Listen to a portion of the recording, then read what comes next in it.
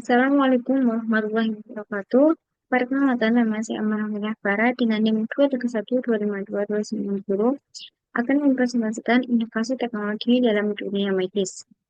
Dalam era globalisasi saat ini, kemajuan teknologi terus berkembang begitu pesat, tidak terkecuali di bidang kesehatan. Teknologi informasi memberikan dampak positif dalam dunia kesehatan dengan meningkatkan efisiensi tenaga kesehatan dan memberikan manfaat kepada pasien.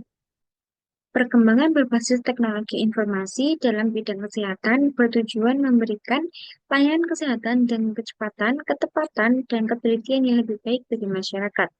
Akibatnya, teknologi informasi membantu banyak temuan dalam pengorganisasian rumah sakit, pengobatan, dan penelitian pengembangan ilmu kesehatan itu sendiri.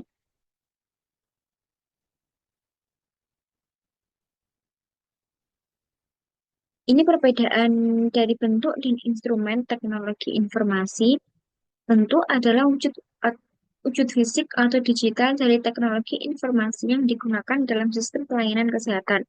Sedangkan instrumen dalam teknologi informasi merujuk pada alat atau komponen yang digunakan untuk memproses, menyimpan, mentransfer, atau menghasilkan informasi. Namun bukan teknologi informasi itu sendiri, melainkan bagian dari sistem yang lebih besar. Selanjutnya ada contoh penerapan teknologi informasi di bidang kesehatan, namun saya hanya mengambil 5 contoh. Yang pertama, itu ada telemedis dan konsultasi jarak jauh. Telemedis adalah pemberian pelayanan kesehatan jarak jauh oleh profesional kesehatan dengan menggunakan teknologi informasi dan komunikasi seperti video call, aplikasi atau platform online lainnya. Keuntungan utama dari telemedis adalah kenyamanan bagi pasien serta pengurangan waktu dan biaya perjalanan. Penerapan telemedis yang luas berpotensi untuk mendekatkan layanan kesehatan kepada masyarakat di daerah pedesaan yang sulit mengakses perawatan medis yang berkualitas. Masyarakat Indonesia sudah banyak menggunakan platform telemedis seperti Halodoc, Halo Dokter, Teledokter, dan Sehatku. Selanjutnya ada sistem rekam medis elektronik. Rekam medis elektronik atau biasa disingkat dengan RME adalah salah satu bentuk transformasi digital dalam pelayanan kesehatan. Digitalisasi dengan menggunakan sistem elektronik ini bertujuan untuk meningkatkan efisiensi dan produktivitas pelayanan pasien di fasilitas pelayanan kesehatan. Penggunaan RME di Indonesia saat ini merupakan kewajiban yang harus dipenuhi oleh setiap fasilitas pelayanan kesehatan sesuai dengan Permenkes nomor 24 tahun 2024 pasal 3 ayat 1. RME bukan hanya digunakan untuk menyimpan informasi dasar pasien dan tugas administratif, namun dapat mencakup serangkaian data termasuk riwayat kesehatan pasien, hasil tes laboratorium, demografi, pengobatan dan alergi, status imunisasi, gambaran radiologi, dan tanda vital. Keuntungan lain, rekam medis elektronik bagi tenaga kesehatan yaitu keakuratan dokumentasi pasien dan ketersediaan informasi pasien sehingga dapat meningkatkan keamanan pasien dan meminimalkan medical error. Contoh yang ketiga yaitu teknologi citra medis.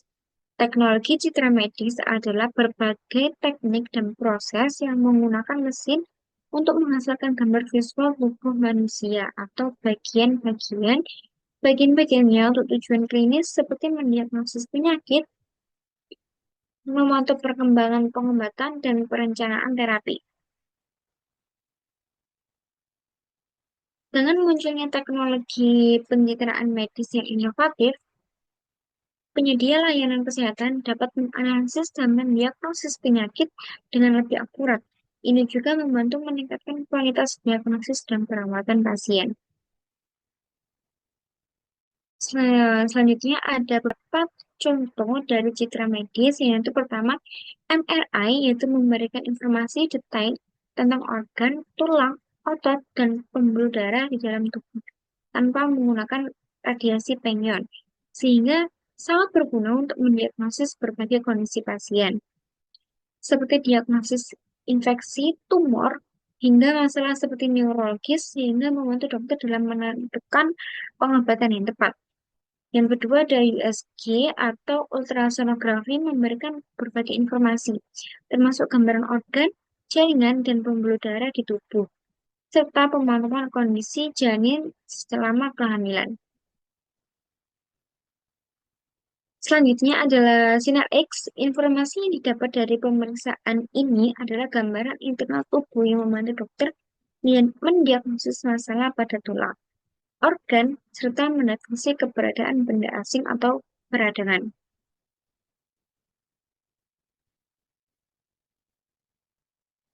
Contoh penerapan teknologi informasi yang selanjutnya adalah nanoteknologi dalam pengobatan.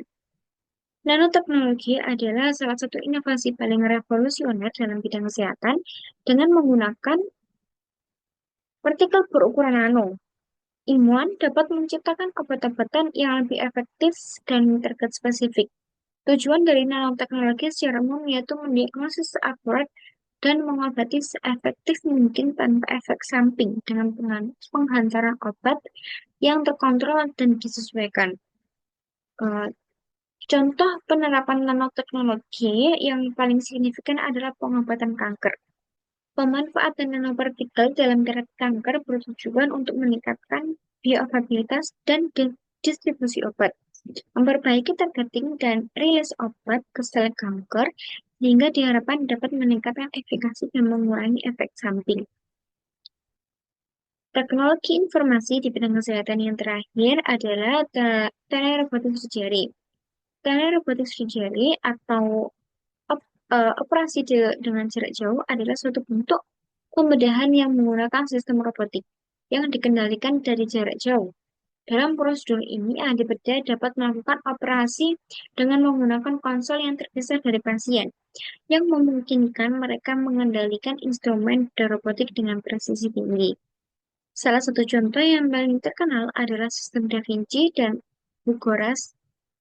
Bedah robotik memiliki beberapa keunggulan dibandingkan dengan metode tradisional, seperti kerusakan jaringan lebih sedikit dan sayatan lebih kecil, mengurangi risiko komplikasi dan efek samping, mengurangi ketidaknyamanan dan waktu pemulihan yang lebih cepat. Robotik surgery di Indonesia itu pertama kali berhasil dilakukan oleh tim dokter dari Rumah Sakit Murah Bali yang dipimpin oleh dokter spesialis urologi yaitu Ponco Wirowo.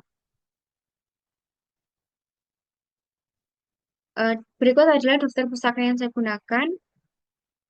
Sekian presentasi dari saya. Terima kasih. Wassalamualaikum warahmatullahi wabarakatuh.